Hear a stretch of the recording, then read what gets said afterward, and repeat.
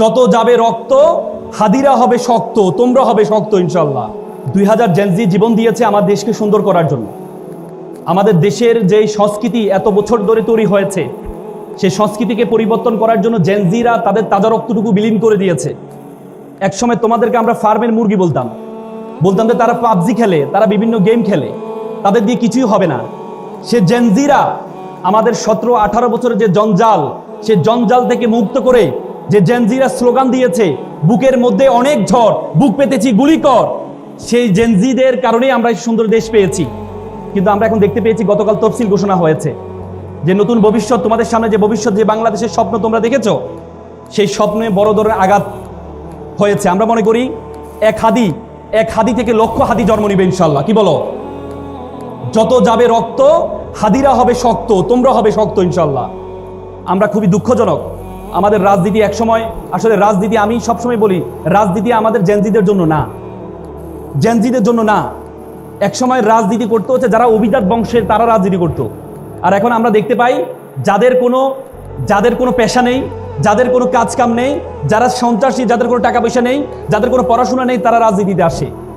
কিন্তু তোমরা যারা জেনজিরা, তোমরা সামনে আসছো রাজনীতিকে পরিবর্তন করার জন্য। আমি ওদিন একটা হাদিস পড়ে খুব অবাক হলাম। আল্লাহ রাসূলের ওফাতের সময়, আল্লাহ রাসূল যখন মারা যাবে, সে সময় একজন, আল্লাহ রাসূল মসজিদে বসে আছেন, তখন একজন সাদা কাপড় পরা একজন ব্যক্তি আসলেন। ব্যক্তি এসে আল্লাহ রাসূলের হাঁটুর সাথে হাঁটু বসলেন।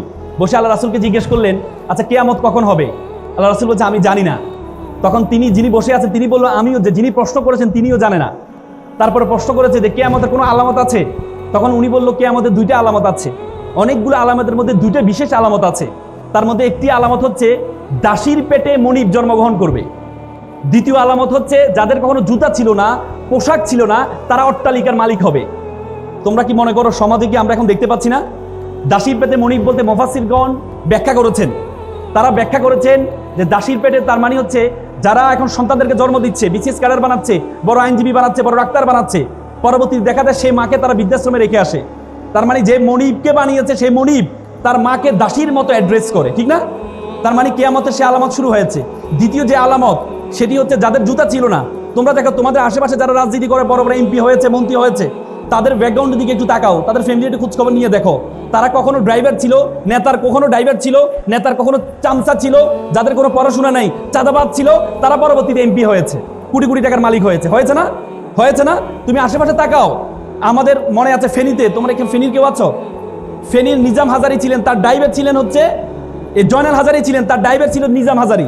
পরবর্তীতে সে ড্রাইভার থেকে সে এমপি হয়েছে এবং হাজার হাজার কোটি টাকার মালিক হয়েছে। তো সুতরাং এই যে রাজনীতি, এই রাজনীতি আমরা চাই না। আমরা চাই আমাদের দেশটা সুন্দর হোক। আমাদের দেশ, আমরা যে স্বপ্ন দেখে 2000 জীবন দিয়েছে, 30,000 পঙ্গুত্ব বরণ করেছে, আজকের এই সুন্দর আয়োজন থেকে আমরা মনে করি এই সুন্দর বাংলাদেশ আমরা সকলেই প্রত্যাশা করি। তো সুতরাং আজকে আমি তোমাদেরকে এই সুন্দর যে আয়োজন তারা করেছে, ওয়ান ওয়াই স্কুল চমৎকার আয়োজন করেছে, আমি তোমাদেরকে 3টি টি এবং 3টি এল আমি বলে কথা শেষ করব। 3টি টি ফর থিঙ্কিং। প্রথম হচ্ছে thinking, T for ট্রাইম and T for target. তোমাদের 3টা জিনিস মেক শিওর করতে হবে। একটা হচ্ছে থিঙ্কিং, ট্রাইম অ্যান্ড টার্গেট। থিঙ্কিংটা কেমন দেখো, আমরা প্রত্যেকে চিন্তা করি। চিন্তাবিদ ব্ল্যাক একটা চমৎকার কথা বলেছেন যে আমরা প্রতিদিন 60 থেকে 70 হাজার বার চিন্তা করি। 60 থেকে 70 হাজার বার আমরা চিন্তা করি। সে 60 থেকে 70 হাজার চিন্তার মধ্যে 95% চিন্তা হচ্ছে নেগেটিভ। তার মানে যখন আমাদের চিন্তাগুলো নেগেটিভ হয়, তখন আমরা পজিটিভ কোনো কিছু আমাদের থেকে প্রত্যাশা করা যায় না। আজকে দেখো, তোমরা জানো আলবার্ট আইনস্টাইনের ব্রেনকে চুরি করা হয়েছে। ডক্টর টমাস হার্ভে, তিনি একজন আমেরিকার একজন চিকিৎসক ছিলেন। আলবার্ট আইনস্টাইন যখন মারা যায়, তখন তার মগজ, তার ব্রেনকে চুরি করে সে তার বাড়িতে নিয়ে গিয়ে দেখে যে আলবার্ট আইনস্টাইনের এত মেধা, তার ব্রেনের কোনো পার্থক্য আছে কিনা। পরে তিনি দেখলেন তার ব্রেনের কোনো পার্থক্য নেই। আমাদের যে ব্রেন, আমাদের যে মগজ, তারও সেম, কোনো পার্থক্য নেই। তখন তিনি বললেন, তাহলে আমাদের যেহেতু কোনো পার্থক্য নেই, তার মানে তাহলে মূল পার্থক্য হচ্ছে আমাদের থিঙ্কিংয়ে, চিন্তায় হচ্ছে আমাদের মূল পার্থক্য।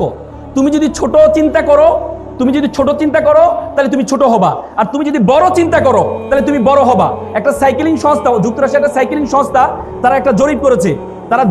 তারা বলেছে একটা মানুষ তার কর্মস্থল, তার শিক্ষা প্রতিষ্ঠান এবং তার বাসা, এর 15 কিলোমিটারের মধ্যে যা কিছু ঘটে সে সেরকম করে চিন্তা করে।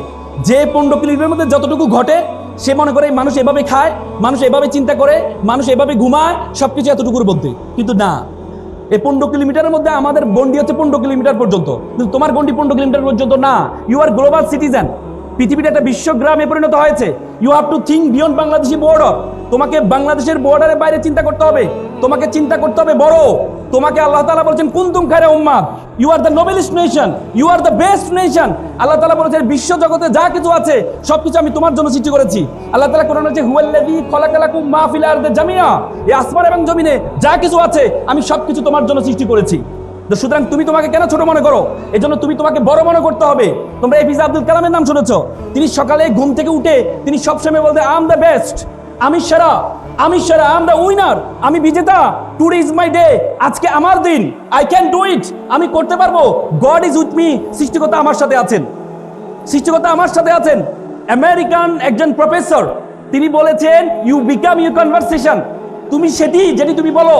তুমি যদি তোমার ব্রেন হচ্ছে তোমার সবচেয়ে বাধ্যগত সার্ভেন্ট, তুমি যদি তোমার ব্রেনকে বলো তুমি ছোট, তাহলে তোমার ব্রেন বলো ইয়েস স্যার আপনি ছোট।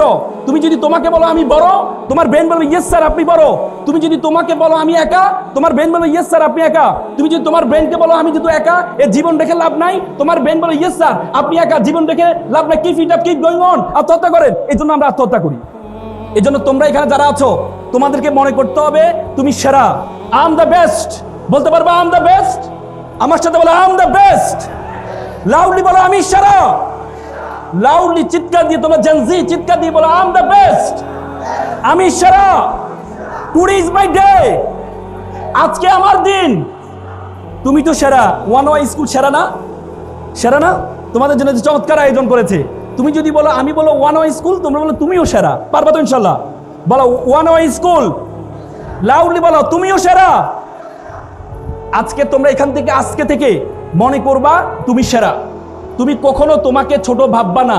তোমার চিন্তার জগৎ যত বড়, চিন্তার দেখো বাংলাদেশের 5% জনগণের কাছে 95% সম্পদ আছে বাংলাদেশের, এবং 95% জনগণের কাছে মাত্র 5% সম্পদ আছে।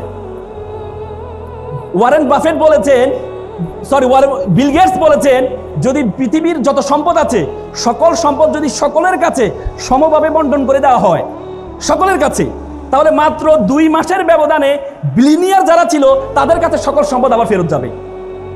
তার মানে তোমাকে আমাকে যদি সম্পদ দেওয়া হয় আমরা কি চিন্তা করব? আমরা চিন্তা করবো না আমি তো বিদেশ ঘুরবো, আমি একটা আইফোন কিনবো, আমি একটু কি বলে একটা গাড়ি কিনবো। তুমি যার থেকে বিদেশ ভ্রমণ করার জন্য যে বিমানটা টিকিট কাটবা, এই বিমান বিলিনিয়ারদের। তুমি আইফোন কিনবা, এটা তাদের। তুমি যে গাড়ি কিনবা, এটা তাদের। তার মানে 2 মাসের মধ্যে সকল সম্পদ আবার বিলিনিয়ারদের কাছে চলে যাবে।